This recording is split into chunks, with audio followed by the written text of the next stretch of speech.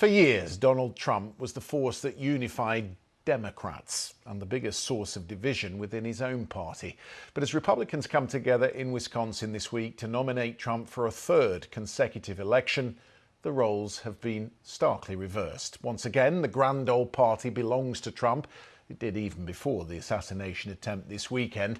And the bonus news from Florida this afternoon that a federal judge has tossed out the classified documents case against him, which many thought was the strongest of all the cases. That only adds to the impression that his campaign is now unstoppable. It's an extraordinary transformation since his conviction last month, coinciding, as it does, with the doubts that surround Joe Biden and especially among Democratic donors. I'm going to be completely honest, now is a difficult time to fundraise. The people that I generally speak to write 6 to 7 figure checks. So for them, it's almost a business decision. They want to look at the landscape and have a sense of certainty that President Biden is actually going to be on the ticket. And given the events of the past 2 weeks, I think, there's a tremendous amount of just anxiety and anguish over whether or not President Biden is the best candidate. We'll talk tonight about the fallout from this weekend's events in Pittsburgh, how it changed the mood in Milwaukee, and whether Donald Trump can harness the moment on stage this week and be the unifier he hopes to be. Is it possible for someone so divisive to bring the country together? The tone is changing. I mean, the tone of the country has changed. We were gearing up for a huge fight in November. We were picking sides. And then Donald Trump got shot or attempted to get assassinated. And then the country changed. The country's looking for unity. At a time there's a lot of uncertainty, and they're looking for a leader to portray strength. And that, in my view, that's certainly President Trump. Miles Taylor, let me start with you, since you have worked with Donald Trump as part of the last administration. Brian there said that the former president feels like he'd been touched by an angel. Do you think he's capable of change and becoming the unifier in this campaign? Well, look, I would say that if not an angel, then Donald Trump has had some extraordinary fortune over the past year politically. A year ago, Donald Trump was perceived by a lot of critics to be unnominatable. They thought he couldn't win the Republican nomination, that he was going to encounter fierce resistance.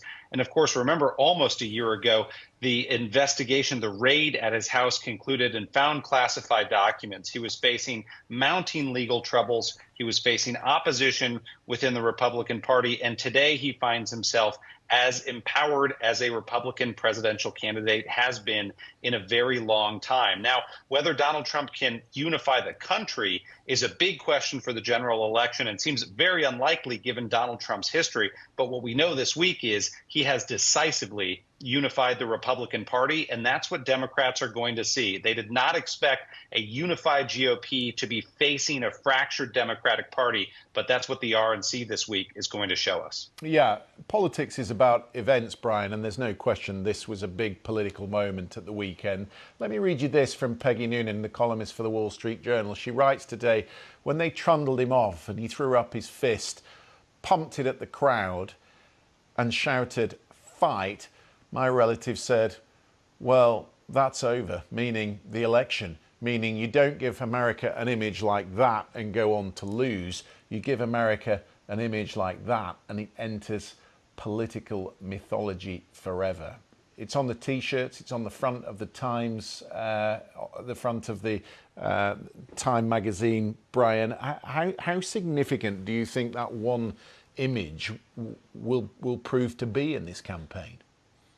I think many Democrats were already starting to make peace with the prospect of a second Trump term, even before the attack on Saturday. Given the last 2 weeks of debate about Biden, whether he's too frail and too old to remain president and to seek a second term in office, there was already a sense of inevitability, right, of Trump becoming the dominant figure in this race and the likely winner. Then comes the attack on Saturday and solidifies that feeling in many people's minds. I think the relative Peggy Noonan is quoting, it's just one of many who was thinking that on Saturday. But here's the X factor. We live in an environment of short-term memory loss. One of the reasons why Trump has been able to reestablish his dominance in the GOP is because people have forgotten about the Trump years, the chaos and the ugliness and the division. They've definitely forgotten about January 6th and the attack in Washington, D.C. So that idea of short-term memory loss may apply in this case as well. Will voters actually be thinking about the image, for example, from Saturday? Will they be thinking about the violence from Saturday when it comes to the election in November? That's an impossible question to answer. It's just not knowable yet.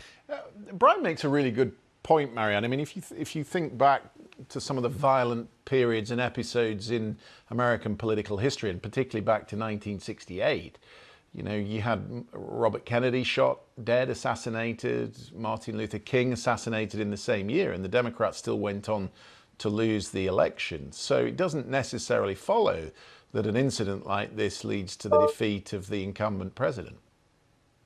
I don't think there's an appropriate historical, or at least an accurate historical analogy for the likes of Donald Trump and this Republican Party. There may be a one or two Democrats in Washington that have titles, or some big donors who have big checkbooks who were already accepting a second Donald Trump term. That is not true for voters.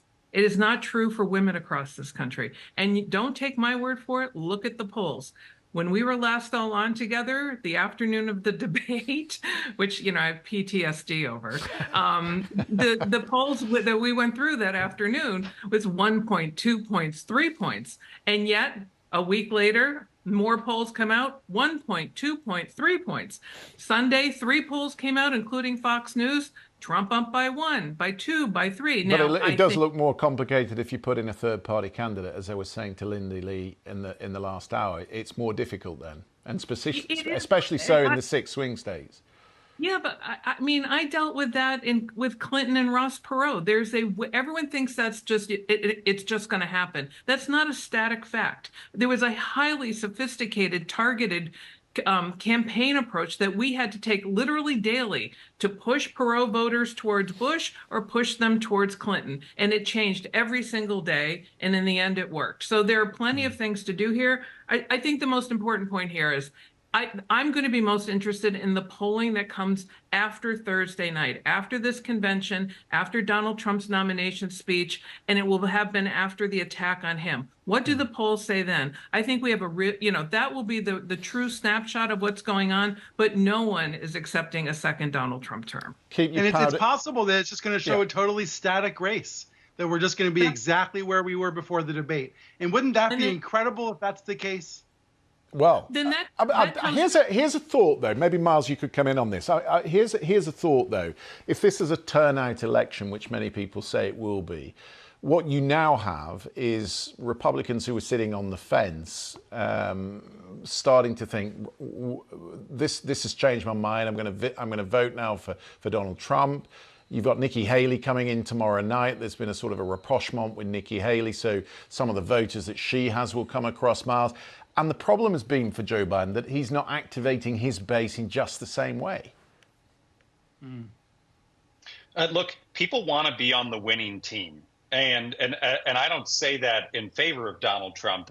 Donald Trump and I certainly have no love lost between us. But I saw that this weekend in the wake of the attack with Republicans that I know very well who are not big Trump supporters, who came out after the attack and said, I'm endorsing Donald Trump, or who expressed to me that they might consider a role in the next administration. This had an impact on their psyche. So while it may not have moved the massive independent voters in this country, it may not move the needle significantly in those races. This was something Donald Trump was worried about. And Christian, you rightfully point to Nikki Haley. They were worried about those 20% or so of Republican voters that they could potentially lose because they stay home on Election Day. A lot of those folks are now going to get off the couch and they're going to go vote for Donald Trump. And we also saw that with the rash of endorsements on the internet from people who are sort of Republican adjacent or MAGA adjacent, business leaders and other people who maybe would have sat this election out, who now want to be on what they perceive to be the winning team. I think at least within the right side of the political spectrum, the conservative side, this is going to be very helpful for Donald Trump to bolster his numbers and get out his base. We're going to talk plenty about Joe Biden after the break, but I do just want to focus on Donald Trump and this this change in emphasis that he's talked about in his interviews. I mean, the tenor of the speech he gives when he accepts the nomination, Brian, will change. Because it's a moment. People who might not have tuned in this week will watch because of what's happened in Pittsburgh. It's a chance for him to reset the impression they might have of him. He told the Washington Examiner last night the speech that he'd written was going to be a humdinger. Had this not happened, he wrote, this would have been one of the most incredible speeches. Honestly, it's going to be a whole different speech now. And you see that shift, Brian, already in the mail shots, in the campaign literature that they've sent out for fundraising since Saturday. They talk about unity, which is not a word you commonly associate with MAGA. No, and I think in some ways when Trump uses the word unity, he uses it in a way that's very different than what we might think of as unity. Unity in the United States is impossible. Yes, they're called the United States, but unity is not possible. What we need to strive for is an absolute prohibition on political violence to be denounced by all sides, by everybody. And we've basically seen that, thankfully, in the last 48 hours. But we can't, he will talk about unity. For example, Politico is reporting that he met with RFK Jr. today, Robert F. Kennedy Jr., trying to seek RFK Jr.'s endorsement, trying to neutralize that third-party candidate. Trump would love to come out and present a unified right wing in the United States with Nikki Haley, right, Mitch McConnell, and Donald Trump and his VP, JD Vance. But that's not actually unity. That's a performance. Trump's been very smart, by the way, with his performance. He has not been on camera. We've not heard him give speeches since the attack. He's building up the drama toward his big speech on Thursday night. But we have to wrestle with the reality here that we're talking about a man who was, grotesquely attacked on Saturday, but has also glorified political violence throughout his political career. This is complicated. And I think many voters know it's complicated. They recognize that Donald Trump doesn't promise calm and uniformity to the country.